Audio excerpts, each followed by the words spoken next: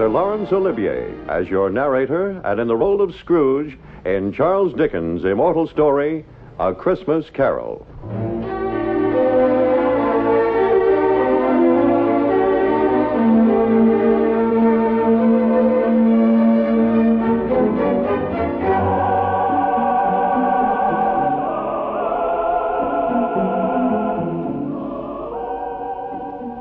This is Laurence Olivier.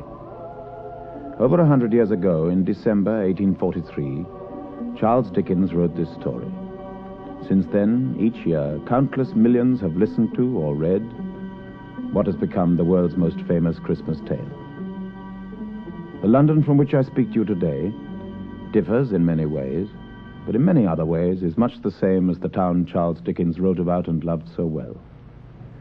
It still has its rain and fog, its sudden, sharp spells of bright, frosty weather, its warm, lovable people, and above all, its spirit. That spirit immortalized forever as a Dickens Christmas. Listen then, in a moment, to his tale, A Christmas Carol.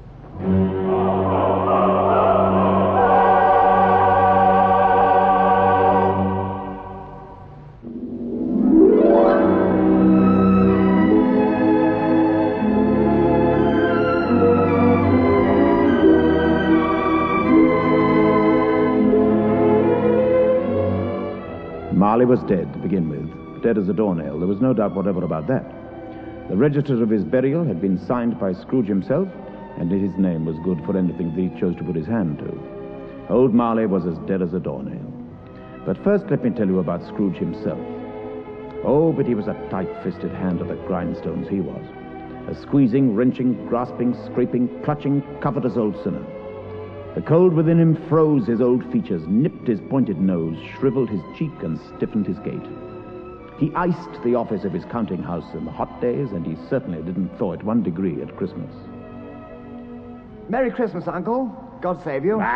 Humbug. Christmas a humbug, Uncle? You don't mean that, I'm sure. I do. Merry Christmas. What right have you to be merry? You're poor enough. Don't be angry, Uncle. Tomorrow is Christmas Day. Come and dine with us. I'll see you far enough. Good afternoon. But why not? We've never had any quarrel, to which I've been a party. Good afternoon. Well, you'll be very welcome. Merry Christmas, Uncle. Good afternoon.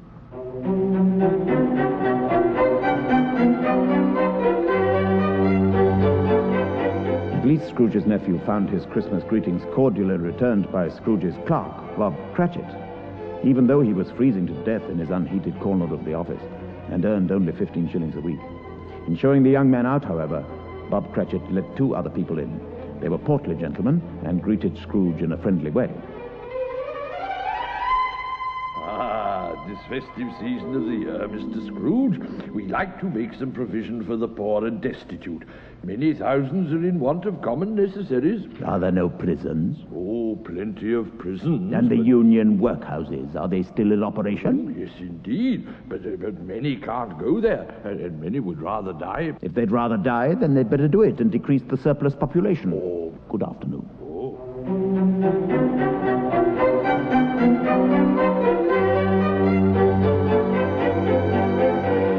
Well, that was the way that Scrooge felt on Christmas Eve.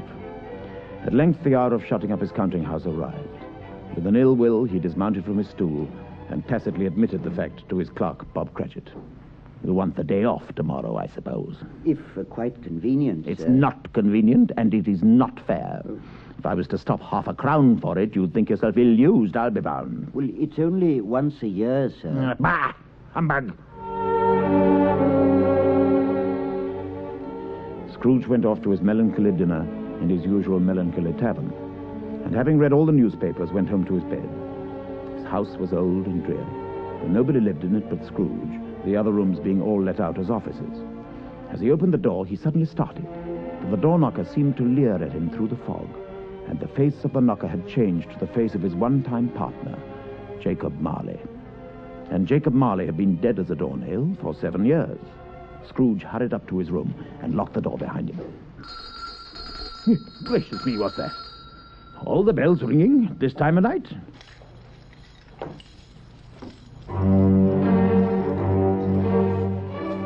The clanking of heavy chains up the stairs, along the passage to the locked door of his room, a ghostly figure suddenly appearing through the door and standing there in front of him. No need to ask who it was. It was the ghost of Jacob Marley. Marley in his pigtail, usual waistcoat, tights and boots, clasping a chain about his middle, a chain made up of cash boxes, keys, padlocks, and heavy purses wrought in steel. But a Jacob Marley that was transparent. In life, I was your partner, Jacob Marley. You are fettered. What is that chain you bear? I wear the chain I forged in life. I made it link by link and yard by yard, and of my own free will I bore it. Would you know the weight and length of the chain you bear yourself?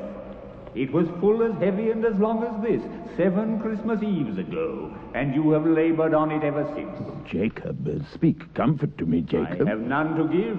I am here tonight to warn you that you have yet a chance and hope of escaping my fate, Ebenezer. You were always a good friend to me, Jacob. Thank you. You will be haunted by 3 spirits. Haunted?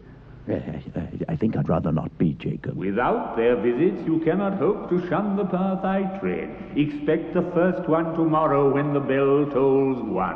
Oh. Couldn't I take them all at once and have it over, Jacob? Expect the second on the next night at the same hour. The third upon the next night when the last stroke of 12 has ceased to vibrate. Look to see me no more, and look that for your own sake you remember what has passed between us.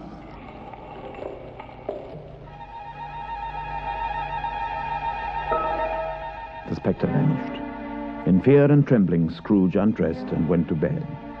By the time he had fallen asleep, it was past 2 o'clock in the morning. When he woke, it was still pitch dark, but he heard the clock of a neighboring church distinctly striking 12. 12? Midnight? Good heavens above, he'd slept the clock round almost twice. It was tomorrow night already, and when the clock chimed the next hour, the first of the 3 spirits would appear. Scrooge lay there in his bed in the dark and waited, considering that he could no more go to sleep than go to heaven. Suddenly, the curtains of his bed were drawn aside, and Scrooge, starting up in his bed, found himself face to face with the unearthly visitor who drew them back. Are you this spirit, sir, whose coming was foretold to me? I am. Who and what are you? I am the ghost of Christmas past. Rise and come with me. It was a strange figure that led him out into the night, clad in his slippers, dressing gown, and nightcap. A figure like a child, yet not so like a child as like an old man shrunk to the size of a child. It wore a tunic of the purest white and carried a branch of fresh green holly in his hand.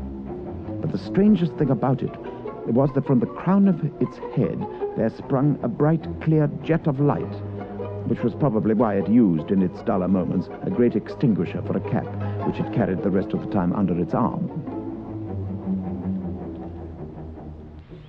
Why, I know this place. I was a boy here, and that house there, it's where I went to school. Strange that you have forgotten it for so long. The school is not quite deserted.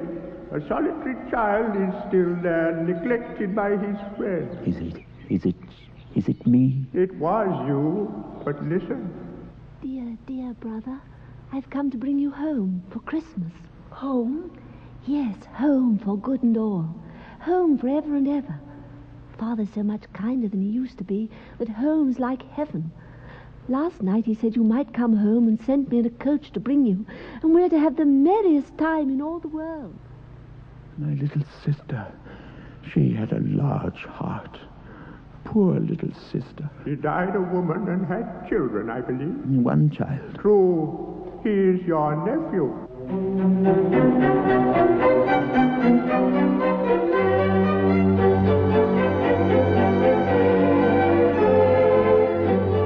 Once more, the spirit led him away, back through the night into the city they had left. It was plain enough by the brightly lit shop windows that it was Christmas time again. They stopped before a warehouse